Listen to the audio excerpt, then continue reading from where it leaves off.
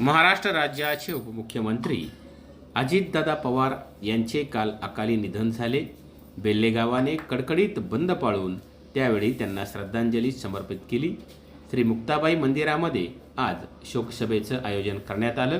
यावेळी अजितदादांच्या प्रतिमेला पुष्पहार अर्पण करून काही ठराविक मान्यवरांनी अजितदादांच्या आठवणींना उजाळा देत त्यांना श्रद्धांजली समर्पित केली। महाराष्ट्राचे लाडके नेते राज्याचे उपमुख्यमंत्री अजितदादा पवार यांचं काल अकाली अचानक अपघाती निधन झालं। ते निधन झाल्यानंतर महाराष्ट्रावर एक शोककळा पसरली, अख्खा महाराष्ट्र रडला।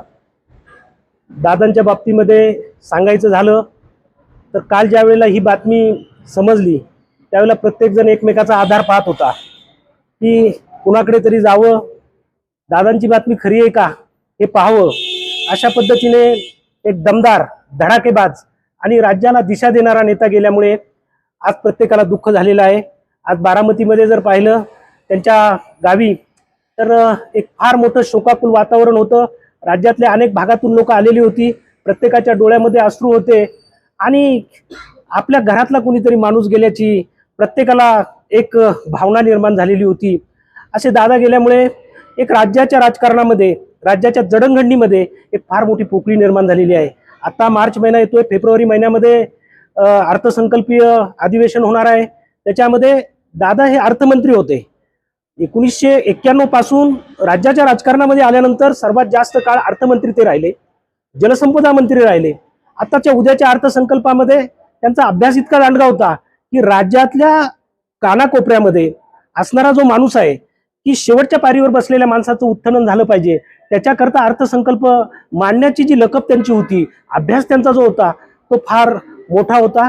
त्याच्यामध्ये तरुण असतील, शेतकरी असेल, महिला असतील, उद्योजक असतील, राज्यातल्या प्रत्येक घटकाला न्याय देण्याची भूमिका त्या अर्थसंकल्पामधून दादा मांडत होते। आपल्या पुणे जिल्ह्याच्या बाबतीमध्ये जर बोलायचं झालं तर जिल्हा नियोजन मंडळ आणि त्या मंडळाचे अध्यक्ष म्हणजे राज्याचे पालकमंत्री म्हणून त्यांनी फार दिवस काम पाहिलं आणि प्रत्येकाला न्याय देण्याचं काम दादांनी केलं।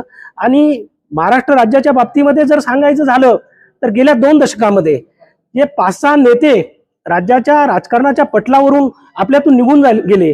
जवळजवळ सगळ्यांचं जाणं अकाली झालं।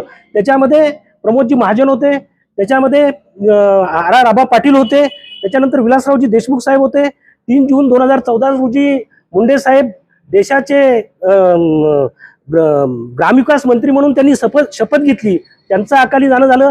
हिंदू हृदय सम्राट शिवसेना प्रमुख बाळासाहेब ठाकरे गेले आणि आता दादा गेले। त्याच्यामुळे एक राज्याच्या राजकारणामध्ये, राज्याच्या जडणघडणीमध्ये एक पोकळी निर्माण झालेली आहे।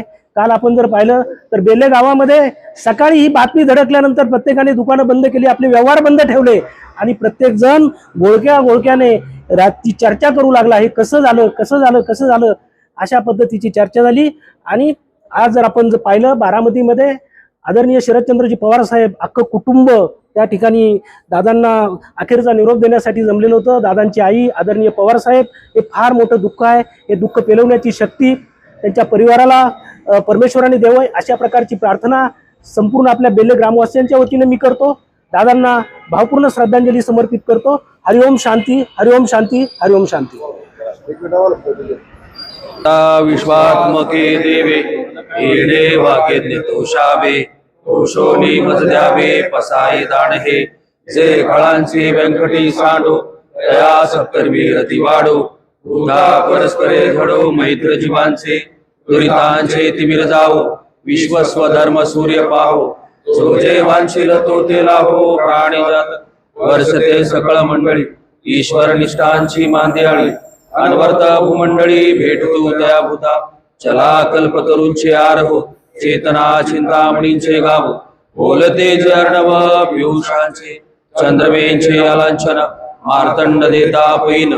ते सर्वाही सदा सज्जन, स्वैरे होतू किंबहुना सर्व सुखी।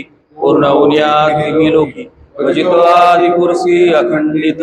आणि ग्रंथोपजीवे विशेष लोकी, दृष्टादृष्ट विजय भवाविज। येत म्हणे श्री विशेष लावो, आवो होईल दान पसावो।